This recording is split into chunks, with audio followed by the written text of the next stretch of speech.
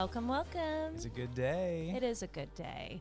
You know, we usually start out a lot of our podcast, and we're just so excited about the nonprofit goodness we're going to bring in. And today, we're taking a little bit of a pivot because we keep talking about how we want to create a community that's vibrant, a community that has a lot of mindfulness to it, and we want to be a whole community. And we care about you as a human being and individually. And so, you know, the state of the world is really chaotic right now, and we wanted to create almost just like a veritable pause in what we're doing with our programming, and we really wanted to focus on you and wherever you are in the space. When we wanted to talk about how you're doing and how we're doing, and so we really by nature, it's like in our nonprofit job is like we just give, and go, right? Yeah. And we're so used to wearing so many different hats and thriving in chaos because we've got to be able to pivot. And right now, I don't know anyone that's thriving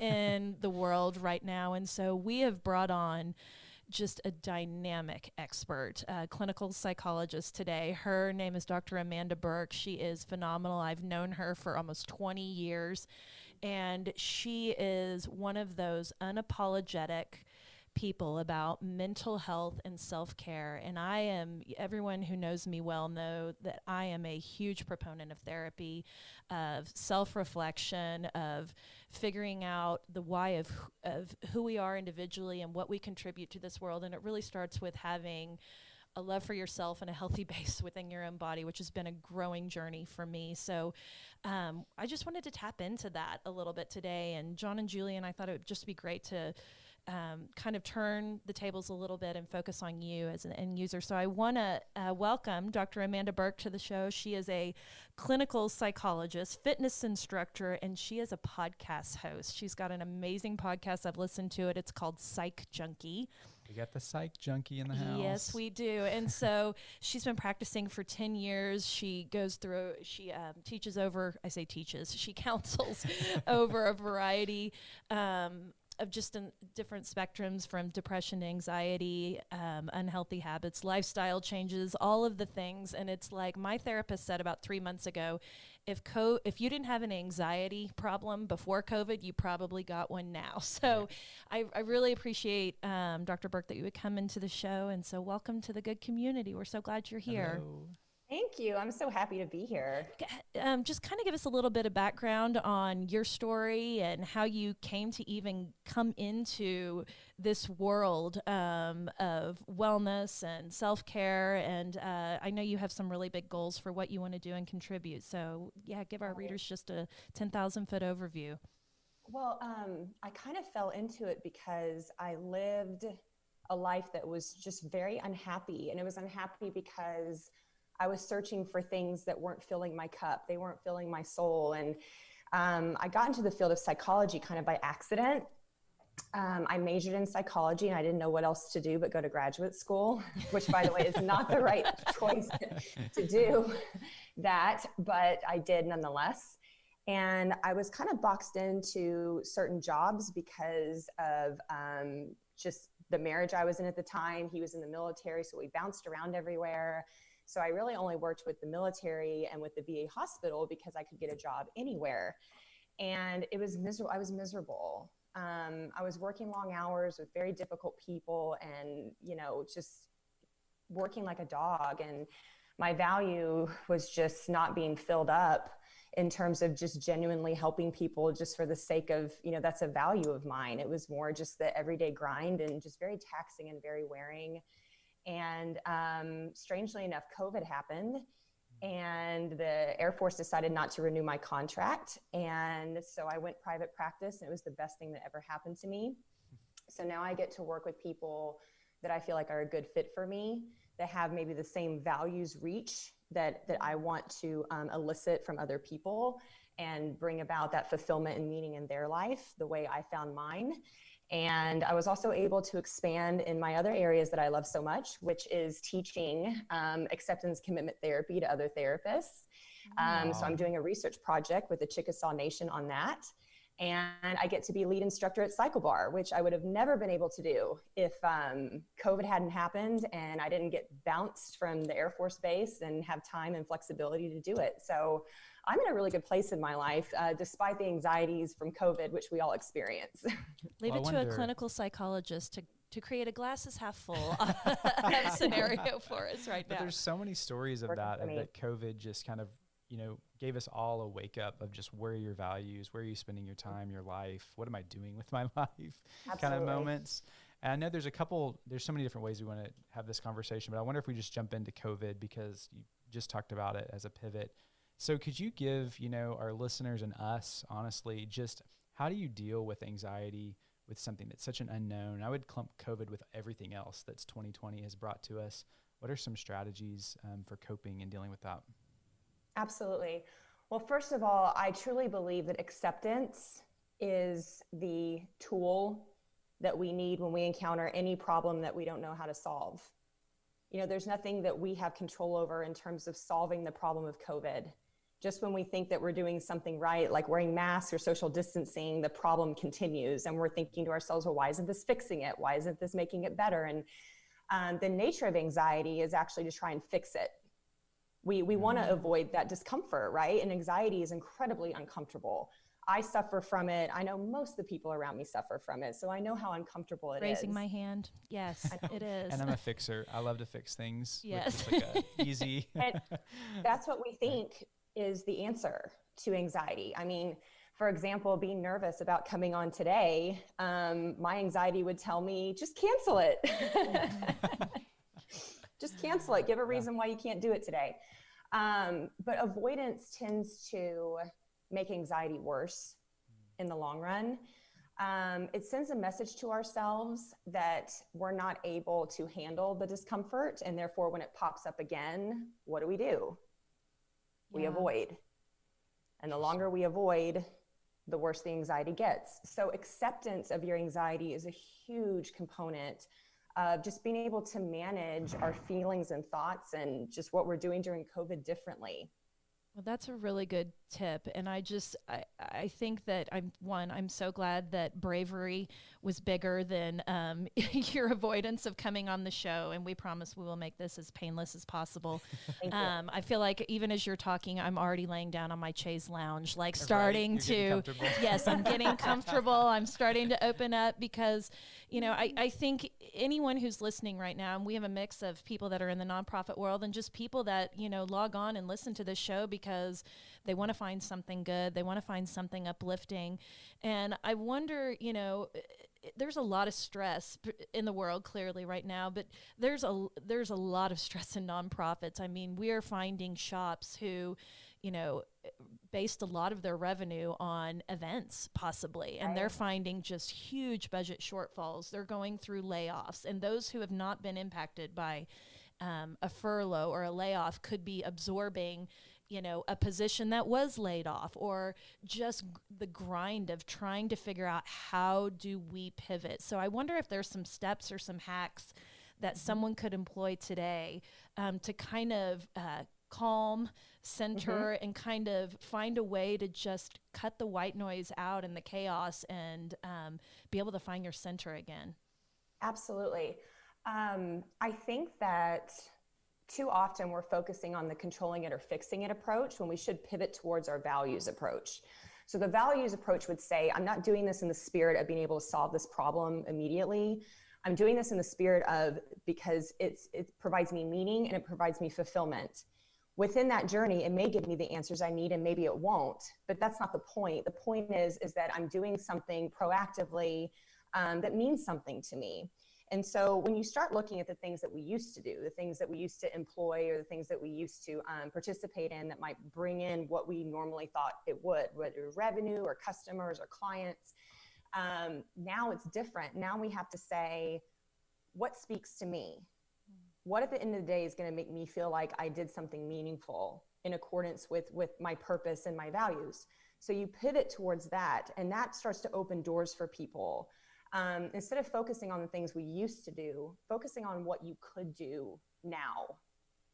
And within that, it provides direction. It doesn't take away the anxiety. It doesn't take away the worry, but it provides direction in accordance to your values. And we all know that values-driven actions produce the side effect of feeling more fulfilled, feeling more purposeful, and within that, sometimes less anxiety too. I love that because, Wow. you know, goodness, we talk a lot that one of our values is that we always want to just evolve and not stay stagnant. And so that's, you know, you've given us permission here to do that. I mean, just accept that it's not going to be how it was. So what are in front of us, the opportunities, looking at it in a different way. Is there a period of just, I don't know, I feel like I hear a lot of talk about this, of just like grief of that this is going away and I need to process that this is not going to be how it's going to be anymore, and walk somebody like me through that who's not really good at talking about my feelings. That is the first step, John. I am Right. very proud of Hey, you. doing what I can. Good job. So this is your free therapy session. Yeah. Thank you. I will lay down You don't now. even have to pay for it. Can I Yeah. lay down? Venmo her later. Okay. Perfect. I think that there needs to be, for everyone, an acknowledgement of how we truly feel. I don't think we're good at acknowledging and accepting the feelings that we don't want to have. Feelings of nervousness, of fear, of grief, of loss, disappointment, rejection, depression, sadness, guilt. We don't want to feel those things. So what we tend to do is to struggle with that feeling. We try and resist it. We try and push it away. We try and make it go away. We try and deny it or fix it. And in the end, it leaves us emotionally inept, because then we're not able to process and regulate all the other emotions that we feel, Smart. the feelings that we want to feel. Yeah. So it's almost like, if you could imagine this, if you could imagine that you're having a party at your house and you're having all these people over and a couple guests show up that you'd rather not be there. What you could do is you could stand at the door, not let them in. Then, nope, you're not coming in. But they keep trying. The more that you resist them, they try and come in. Well, what's happening with the other people that you want to be there? Yeah, you're missing You're out. missing out. Yeah. You're missing out. You're not attending to them. So if you just let the guests that you don't want come in and you mingle freely, they mingle freely, you're able to focus and attend to the ones that you like while still acknowledging the ones you don't like or just around. You're living a fuller life that way. Yeah. Wow. That So what seems it's like saying such a is- simple hack, but my gosh, thank you for permission for that. That's Seriously. great. And I miss the days of having Oh, I have people over. several. You know, what happened to those days? Yeah, no kidding. Keep going. Yeah. I have several. So we'll get a couple out that I find that the ones that people relate to, it can differ. So I try and throw out, a couple so people can connect with one of them. But yeah, as long as we're holding those negative feelings at the door and we're saying, you're not allowed in, I don't want you, you're not welcome here, we're missing out on life behind us. Mm-hmm. So just let them in, let them come and go, allow yourself to acknowledge them and just say, yeah, I feel sad today. Yeah, I feel fearful today. But in the midst of having that emotion in my space, what else am I able to do? Can I feel afraid and still, play catch with my kid in the yard? Can I feel, scared about the future and still get online and research different jobs? Can I have this feeling and still live my life anyway, basically? Wow, that's It's great. powerful. And that, I would think, would lead you to more wholeness, more vibrancy, even amidst all of those pieces that kind of keep you in the dark. I mean, I like that you're not, if you can kind of acknowledge how we feel and let that come in, it doesn't allow you to just sit wholly in the darkness. It allows us to kind of move around and not feel paralyzed. We can still contribute. We can still find joy, in other things. And I think that is part of I always say that sitting in the dark, probably because that's such a depressive, like that is something that happens. I've found myself there many times alone on myself. And so I think that is a really great hack. And I actually think I'm such a visual person, so I can actually see like Amanda trying to keep someone from coming into her party and they're trying to break down. It's like, let them in, let it happen, and we'll just work around it. So, I mean, because this is not going away anytime soon. And the longer that we resist, I can imagine what you said is true, that devoid feeling of just feeling overwhelmed by those negative feelings is going to be lurking like the shadow that is just following us all the time. Yeah, it doesn't make it go away. And in fact, it makes you almost more attached to it. Oh gosh. Goodness. That was a truth bomb. I know. Yeah. Press pause and process that one. So, okay, one of the other directions we wanted to go with this conversation was, double clicking on imposter syndrome. And I think COVID actually has brought this up too. I've seen this in my own personal life of that with the changes that have happened. We're all being forced into different roles or to leading different things than maybe we ever thought we were going to be leading. And so you have to lead through that, whether you feel prepared for that or not. If you're the leader of the family in that sense, or if you're the leader at your nonprofit, maybe leading a new virtual event or something like that. I wonder if you could talk us through how to combat those feelings. Good question. And how to deal with them. Okay. So let's be straight about this. Most achieving people have imposter syndrome. So let's get that out of the way. I love that. Why is it so hard for us to think that, Well, It's yes, true. Yes. It So is. if you felt that, you're an achiever, which I would say most of us are. So thank you for that little gift right there. Well done. Because it isn't a part of imposter syndrome, the feeling like it's never enough. Right. So what do people who have that feeling a lot? What do they tend to do? Keep reaching, thinking this time's going to be enough. This time's going to be enough. This time I'm going to prove myself. This time is going to be perfect. Becky. Yeah, I know. I'm making boo-boo eyes over here with John's wife, Candace. So she knows I have this issue. So Did we say on the podcast? yeah, Candace is hanging here. out in the Hi, studio Candace. today. Yeah, And our friend Scott. And our friend Scott. Welcome. We have a We got a peanut full gallery. This topic necessitated, we all want to Love learn. it. and Yeah, soak it there's up. so much that can be learned from this. So please keep going. I like this achiever concept is really interesting. So, the way I like to view imposter syndrome, because that term has been around in my language since graduate school, because they talked about that in graduate school, that, as we're all getting our master's and our PhD, we all have that feeling of, oh my God, I'm a fraud, I'm a phony. They're going to figure out I'm not that smart. They're going to figure out like I'm not that bright. They're going to figure out that I can't get my license and pass my tests and be able to do this. So it was a very common thing that was talked about in our psychology program. I like to think of cognition, our thoughts. I like to think of them as being stories or narratives, if you will. So imposter syndrome to me, it's just a narrative. It's a narrative. It's a story that we've conjured up to try and make sense of our insecurities, to make sense of our vulnerabilities, because we as human beings, we really like to make sense of everything. We really like to say A plus B equals C. Life is too complex for that. There is no A plus B equals C. And so in order to deal with the nervousness or the doubt or the feeling of inadequacy, we developed a storyline of I'm a fake, I'm a phony, they're going to see me eventually. And it's just a story. It's just a thought program that sometimes we just make up in our head. And again, like the one at the door, all of a sudden I'm attached to it. Because I think that we get this weird sense that if I think it, therefore it is. If I think it, therefore it's true. And that's not the case.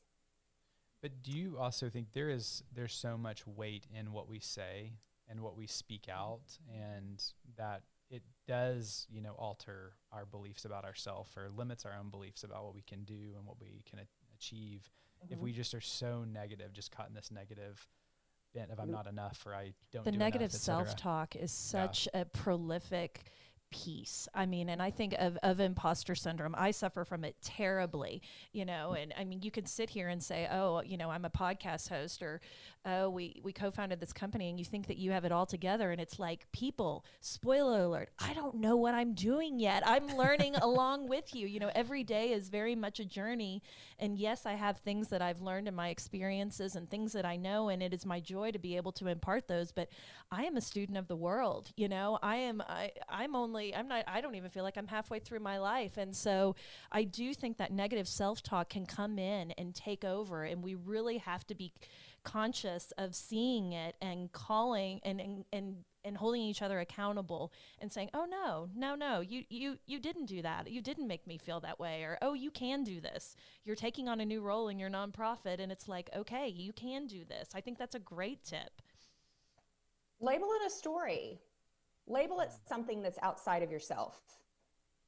And that really resonates with us because storytelling is such a common theme of our company. And bringing people to come to love missions, we know that it starts with a story and it starts with a human connection, but I've never translated that into how we could do that to ourselves, like in a very negative way. That is really interesting. As long as you label it, it's a fairy tale.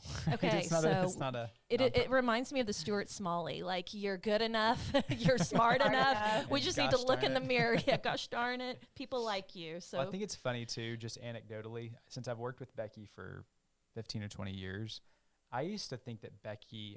Don't you love that I preface that? I used to assume she has always had her crap together, from day one. And it's hilarious. I started as an intern.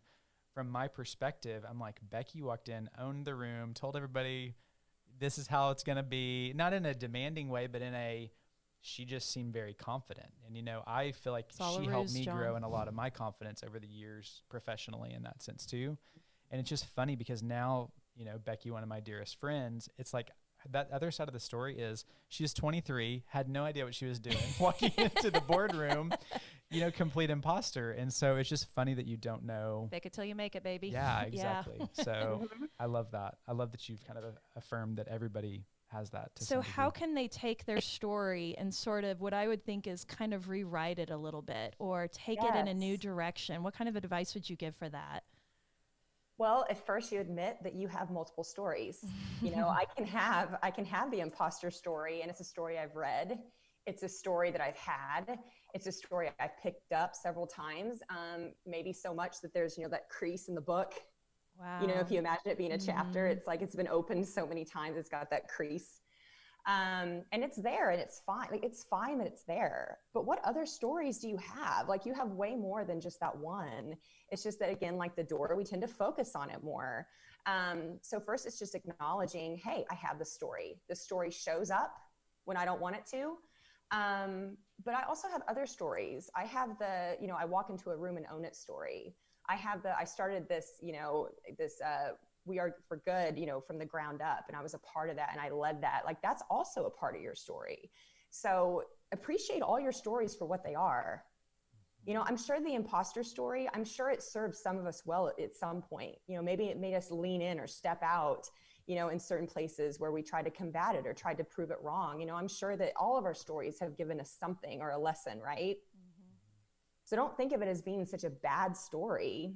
It's just another story, and sometimes it's just not a very helpful one. You turn to the ones that are helpful.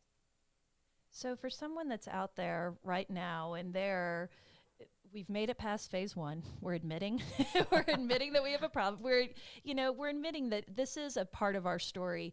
What is a way that we could embrace something that's a little bit different? Because right now, I think part of the problem for a lot of people is we are just living in this digital age.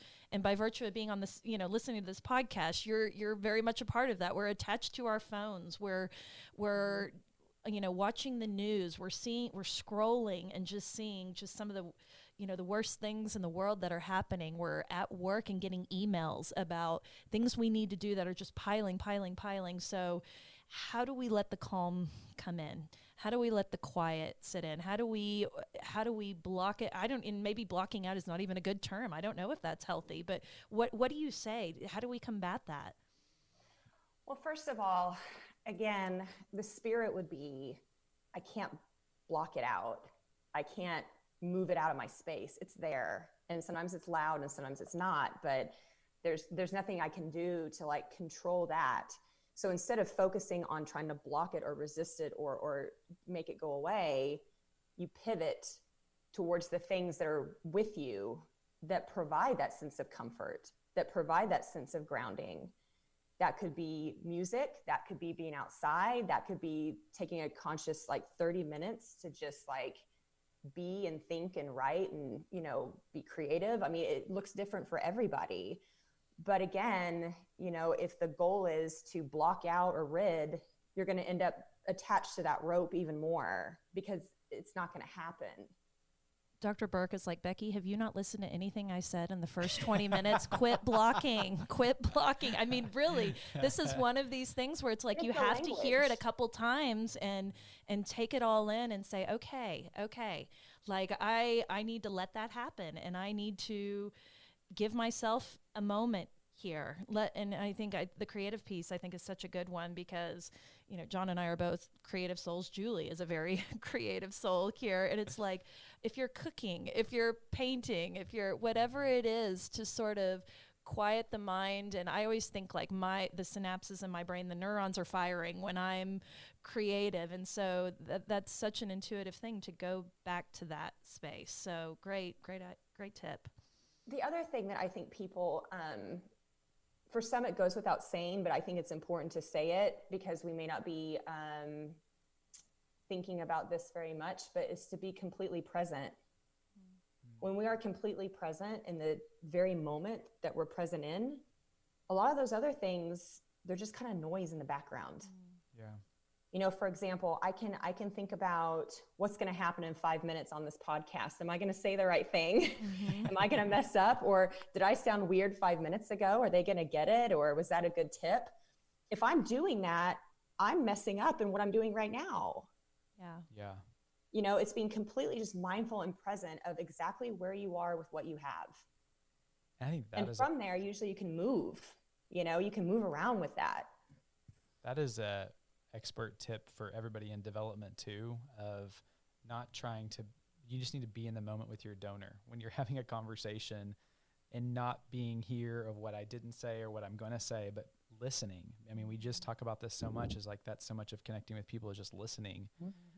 And so I love that you're imparting on that for a lot of reasons. Multitasking is dead, folks. I want to say, you can't multitask, be present, do your one thing really well, That's and a really quit trying good to tip, multitask. John, Make that an old story. Yes. Oh my Make that an old story, one that you picked up before, but it doesn't really make sense here. It doesn't make sense with the time and now. But it happens with me with therapy, with patients. Like when I'm sitting there, I have thoughts pop up. What am I going to have for dinner tonight? Am I going to make this meeting on time? And those thoughts pop up. And my strategy is to kind of acknowledge and thank the mind for trying to help me and then redirect back to what's happening.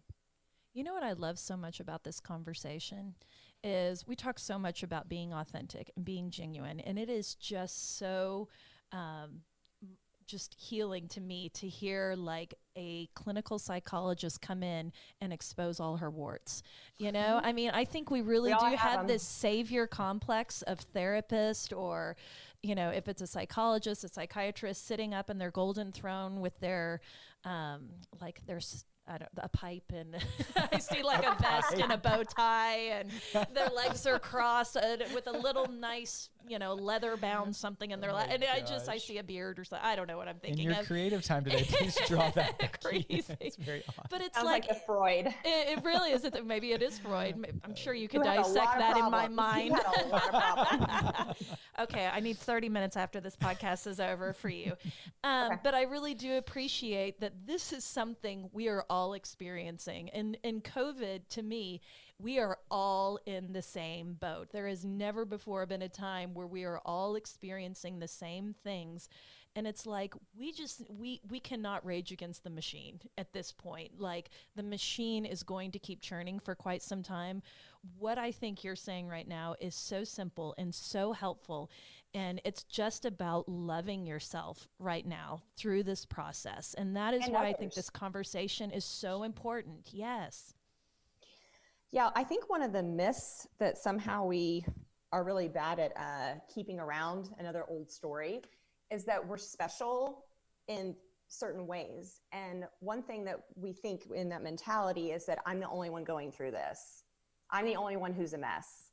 I'm the only one who has no direction or doesn't know what I'm doing, or, you know, is nervous about everything, or is struggling every day. And we're not special like that. Everybody is.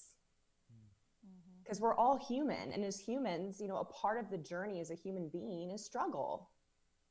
It's a part of it. It's how we learn. It's how we grow. It's how we take different journeys in our life. You know, that's what it's about. And we cannot expect to go through that journey and not have adversity or pain or struggle. But there's a difference between turning pain into the suffering. And that's where a lot of us, you know, end up in our lives, is the suffering part. Yeah. A minute ago, you had followed up with what Becky said about it. It comes down to loving yourself, and you said, and loving other people. And I think that comes up a lot when we talk about philanthropy, just because at its core, it's the love of humanity. Right? And so I just think that there is a good piece of philanthropy that it helps heal people. You know, I really do feel like it's part of a healing process. Giving can be that in so many ways. I wonder if you've seen that, or if you could, you know, connect that to some of your findings of that, how giving can really open you up in a different way. That's a great question, John. Well, I think one of the things that makes us beautiful as human beings is the compassion that we're able to have for others. It's what sets us apart from other species. And, you know, the compassion that people, if that's a value, which for a lot of people it is a value, that's what philanthropy is, right? It's demonstrating in behavior your compassion for other people. That fills up your cup. Right. By sitting here and thinking about, oh, I care about others, I'm so compassionate, but I'm not doing anything. You may feel a little empty in your life. So what I'm trying to say in a long-winded way is that doing always comes out to feel more meaningful and like it fills up your soul, versus just sitting around and thinking about how something is important to you, but you're not doing anything to align with that. Wow. Right? That's so, huge. Yeah. You know, the way I see that in my everyday is the compassion that I see my clients give people in their life, and helping them open their eyes to how they could give more, but also to themselves. That's a huge piece that we miss a lot, is self-compassion. We're so hard on ourselves. Yes. And that's why we're so depleted. And I think that, you know, I'm an achiever on the Enneagram, and I vacillate between the second and the third. You know, I think I'm a 2 right now. And I so identify with that achiever mentality of fill, and trying to create value and love for those around me. And I remember a very definitive point in my life where someone looked at me and said, "You're doing a great job of taking care of everything around you." You know, insert pregnant pause, but self-care is a really important value I think that you might want to double click on. And that was a seminal moment in my life where I remember thinking, oh yeah, I kind of forgot about me. Because there's just, I think when you're a parent, when you're someone who has a demanding job, when you're someone who just has a lot of connection points, and I mean, I think this is true for anyone that's listening. You're involved in your church, you're involved in your community, you're involved on the board. It's like we have got to figure out a way to create what I really appreciate, which is like you're talking about finding the quiet. So I think that is such a great tip. I really identify, and that resonates with me. You know, we sit in the nonprofit space, and we like to, and I know you do not, but I know that you have been someone that has been involved because you have such a great heart for service. So we ask a lot of our guests, you know, is there a story in your life where philanthropy has come in and you felt a little transformed by the experience? Well, this is where it's interesting, because for many years when I was working for the government, I didn't allow myself the opportunity, because I told myself I was too exhausted. I told myself I help people during the day. Why do I have to? Like, I'm already doing it like every day in the hour. So I was depleted. You know, maybe my bank account was full, but we have a lot of accounts in our lives that we need to attend to. Not just that job, not just that career, you know? So that's where I was very fortunate when I started teaching at Psych Bar, because it provided me the opportunity to be able to participate in charity work and in recognizing agencies and groups that needed our help, and be able to contribute that way. So I've been able to fill my cup up again, just through a different route. And we do rides for like LGBT student scholarships and Black Lives Matter, and, you know, different charities for cancers and children. And it's just so wonderful. And I love volunteering for those things and giving my time to that. And every time, you know, I do a ride like that, I always give back to the organization what I made teaching that. Because that's what the spirit is, right? Thanks for being a good human. Well, it should be a no-brainer. No offense to my other instructors that might not do that. but it's just in Psych Bar itself, it's just an amazing community platform where they're all about raising money for organizations and, you know, different groups in need. And so I just get to be a part of that. And so that fills up my cup for me. And I also get to do something I love, which is the fitness world. So I was so blessed. I was so blessed for that to come into my life. Okay, I'm about to have an imposter syndrome moment because I'm going to change our chairs and ask a psychologist question. And how did that make you feel? Like differently than before? Like how does your life feel differently than when you felt that you were depleted? How has that come in? It makes me feel alive. You know, it just makes me feel like I'm breathing life in again, that I'm so much more present and I'm so much more grateful.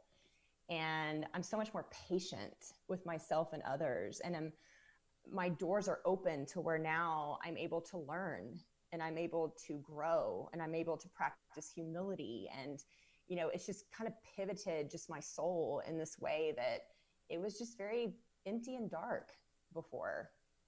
I mean, to me, you just said the word that I think will be the crux of this conversation, which is I felt alive. And I think that anyone in the last 6 months, have you felt not alive? I mean, it really does seem like kind of an out-of-body experience. And that is why I'm so grateful that you would come onto the show today and have this conversation, because I want someone listening right now, wherever you are in the world, to know that you are a good human and you have such capacity to be good. And I love this concept of go out and activate on your joy, because this is a time we're going to have to muscle through, and your feelings and the things that you're feeling right now are precious, and we need to acknowledge the negative things that we're feeling and experiencing, but we have got to find a way to embrace joy, to embrace humanity and compassion. What you said about the thing that sets us apart as a species is compassion. That is something we can seize today. We cannot control the world right now, but we can control our compassion and our humanity. And so, I'm sorry, I guess I'm giving my one good thing for today, but it's like, if you have one good thing today, it's like, how can you be a blessing to somebody else? And it could be just buying coffee for the car in front of you at Starbucks. Or, yeah, I love it when that happens. Or it can just be giving somebody a hug who just looks like they are just trying to gut through this day. So thank you so much for just so many great nuggets. And I guess I have to turn it on its head and say, now what is your one good thing, Amanda? Yep. I was about to ask. My one good thing, my mantra. Your mantra. Yeah, your mantra. Your life hack. What's something practical we could do today? Mindset or tip? So the thing that always pops into my mind, because I have a lot of negative stories that pop up and a lot of fear-based stories that pop up. And I lived without this mantra for a very long time. And then I became a Game of Thrones addict. She is the mother of all dragons. The mother of dragons. Mm-hmm. And in that one scene where Arya and the witch are standing there, and the witch says, "What do we say to the god of death?" And Arya says, "Not today." Not today. Not today. And that's my mantra, is not today. Whenever those stories come in that I know they're not going to guide me in the right direction, I know they're going to hold me back from an opportunity, I know they're going to make me irritable and scared and grumpy and isolate myself and not live my life and feel alive. You know, when you're living in a fear-based place, you're not going to make those values-based decisions. So as soon as that line was said in that show, I was like, that's my line. That's my mantra. So whenever those stories come up that I know are going to hold me back, my first thing I say is, not today. Wow. Where's my mic? I need to drop it right here. I was going to say, can we take the pole off so I can drop it? Please don't drop it. Oh my gosh, that was such a good thing. So I want to remind the audience too that I sent in a couple worksheets that if they're interested and they're attached to maybe the episode. Yeah, yes, we will add them to the show notes for sure. Please talk about those worksheets really quickly and what they can do and how they're helpful. So the first one is called the Getting Hooked. And the idea behind that is the feedback loop, the negative feedback loop that we get into. We can consider it kind of feeling like a hook. Like we're walking around, we're living our life, and all of a sudden, boop, anxiety. We're dangling on that hook. That worksheet helps you walk through how to get unhooked and start back into your values-based, mindful, present living. so they can work through it with anything. Excellent. That is awesome. Okay, that is a good one. I need to check that one out. Yeah, it's pretty cool. And then the other one is called the Matrices, and it's kind of like a little map that you can fill out, and it starts you with your value set, what holds you back from your value set, the thoughts and feelings and stories and behaviors that is not the life that you want to live, and it guides you into what could I be doing that's based on my values, no matter how small. So it's a very good COVID exercise because it opens up your mind to say, if I don't want any of that, what could I be doing? So helpful. Either one of those, it's wonderful for COVID. Excellent freebies. We will add those to the show notes, and please walk through those. And how could somebody connect with you? I know Psych Junkie, you can get that. I think it's on Spotify and on Apple, right? And where else could they connect with you? I'll say people are going to want to just connect with you too. Yeah, probably. So how can people connect with you, Amanda? My Psych Junkie Instagram would be perfect. It's a public page. Anyone can DM me on there, start following me. But yeah, they can connect with me through that Instagram. Perfect. That's awesome. Thank you for being our light and for helping us tell anxiety and COVID. It's not today. You're not coming in here today. We're going to embrace joy. It's a tattoo too. Oh, hold up your arm. I want to see. Get on YouTube so we can see her. I love getting mantras Not tattooed. today. That's awesome. With the arrow. Arm. Amazing. Thank you for coming on the show. I feel like my cup is filled. Thank you, my friend. Mine too. So much appreciate you. Thank you.